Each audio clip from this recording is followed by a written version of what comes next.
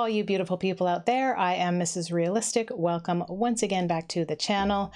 I was going to do a different song before this. As you know, I did the Home Free Sea Shanty medley before this one, and I saw that they do Northwest Passage featuring Seán Dagher. Now, for those of you who don't know, the original is Stan Rogers, and he is another beloved Canadian folk singer who tragically died at the age of 33 years old. This song harkens back to my childhood. It is one of the most beautiful songs. If you haven't heard the original, I highly suggest you do. He had a beautiful voice and really did some amazing music. A little bit of information about him. He died alongside 22 other passengers, most likely of smoke inhalation, on June 2nd, 1983, while traveling on Air Canada Flight 797 after performing at the Kerrville Folk Festival. The airliner was flying from Dallas, Texas to Toronto and Montreal when the fire from an unknown ignition source within the vanity or toilet shroud of the aft washroom forced it to make an emergency landing in northern Kentucky. There were initially no visible flames, and after attempts to extinguish the fire were unsuccessful, smoke filled the cabin. Upon landing, the plane's doors were opened, allowing the 5 crew and 18 of the 41 passengers to escape, but approximately 90 seconds into the evacuation, the oxygen rushed in from outside, causing a flash fire. Stan Rogers most likely died before the doors were even opened due to smoke inhalation from the fire. So this is so tragic. There are so many artists out there that I can think of who have died in horrible airplane accidents or helicopter accidents at extremely young ages. Stevie Ray Vaughan was one of them. It always seems to be when it's like inclement weather or the pilot is not trained properly. In this case, it was probably a freak accident, but nonetheless, far too many wonderful artists out there have lost their lives in ways like this. I am really excited to see how Home Free does this song. The original always brings me to tears, and just knowing how Home Free did The Wreck of the Edmund Fitzgerald, this will probably be another amazing cover. So if you would like to follow along and this is the first time to my channel, welcome aboard. If you haven't already, please don't forget to like and subscribe, drop a comment down below, click the bell for notifications so that you will always know when another video comes out. Now that I've given you the synopsis, let's get into it.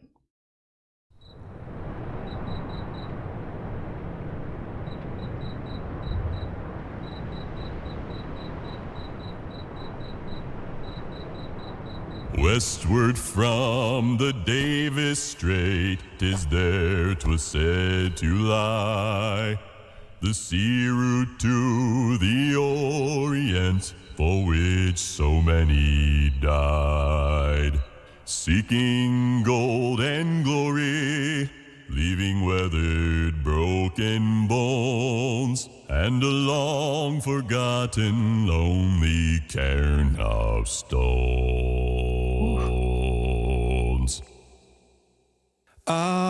For just one time, I would take the Northwest Passage to find the hand of Franklin reaching for the Beaufort Sea, tracing one warm line through a land so wide and savage, and make a Northwest Passage to the sea.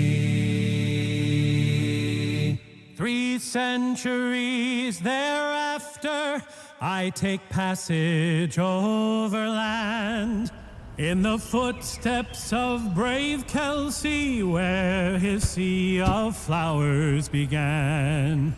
Watching cities rise before me, then behind me sink again. This tardiest explorer, driving hard across the plain. For just one time, I would take the Northwest Passage to find the hand of Franklin reaching for the Beaufort Sea, tracing one warm line through a land so wide and savage, and make a northwest passage to the sea. And through the night, behind the wheel, the mileage clicking west, I think upon Mackenzie, David Thompson, and the rest, who cracked the mountain ramparts and did show a path for me to race the roaring Fraser to the sea.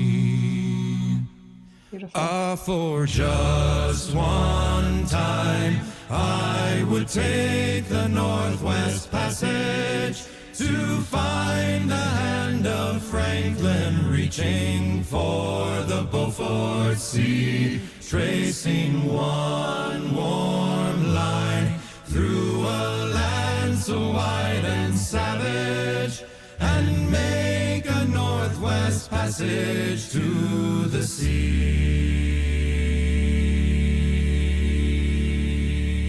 How then am I so different from the first men through this way? Like them I left a saddened life, I threw it all away, to seek a Northwest Passage at the call of many men, to find there but the road back home again.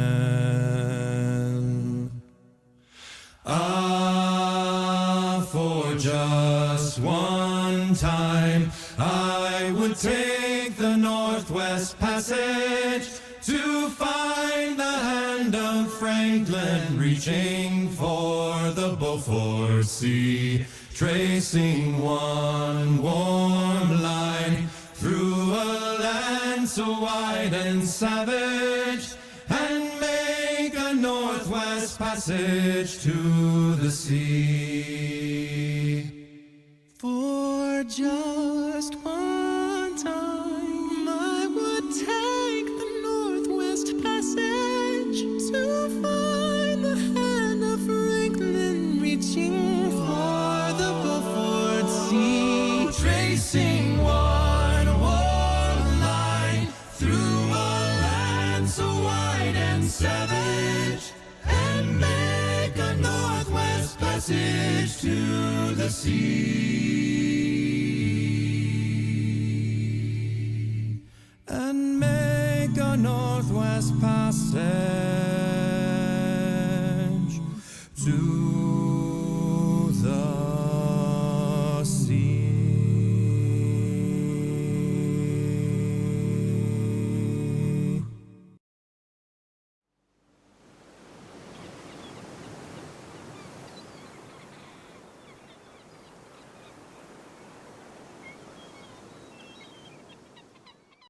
I like how they finished that 150 years earlier. But just a little background for anybody who doesn't know the story. While it recalls the history of early explorers who were trying to discover a route across Canada to the Pacific Ocean, especially Sir John Franklin, who lost his life in the quest for the Northwest Passage, the song's central theme is a comparison between the journeys of the past explorers and the singer's own journey across Canada, referring to Stan Rogers. The singer ultimately reflects that just as the quest for a Northwest Passage might be considered a fruitless one, in that a viable and navigable Northwest Passage was never found in the days of Franklin and his kind, a modern-day journeyer along similar paths might meet the same end. The song also references the geography of Canada, including the Fraser River on the western coast, the Beaufort Sea to the north, and the Davis Strait to the east. He is driving across the prairies, allowing him to view cities behind him fall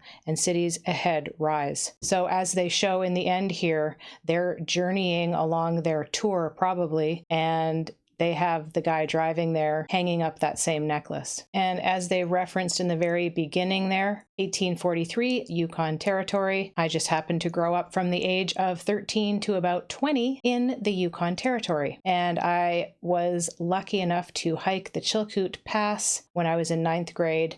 It was a 5-day trip, amazing experience. We went with our whole class, and something that I will never forget. One of those times that I wish we would have had cell phones, because the pictures would have been amazing. I don't have any photos from it. I think a few of my friends had some disposable cameras, but that was about it. And that was another journey where a lot of men lost their lives. The gold rush, the hike up the Chilkoot Trail was arduous. Many of them did it in the winter. We did it in September when it was warm, and I think it was the first time in something like 50 years that there was no snow on the summit, so we got to see all the old artifacts. There were wagon wheels, there were pots, pans, even huge machinery that they were using for mining that they all hauled up piece by piece and built along the way. So yeah, amazing experience. If any of you out there ever get the chance, I highly recommend it. This was a great rendition. All of the different harmonies and the different parts were played really well here. I'm assuming Seán is the fellow with the interesting mustache.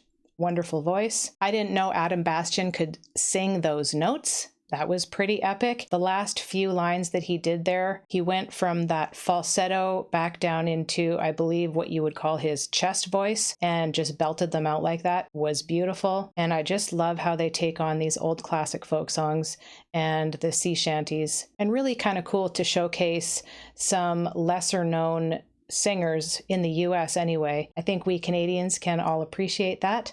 Thank you, everybody, for joining along with me. I hope you're all having a wonderful day. And as I always say, we'll see you in the next one. Peace.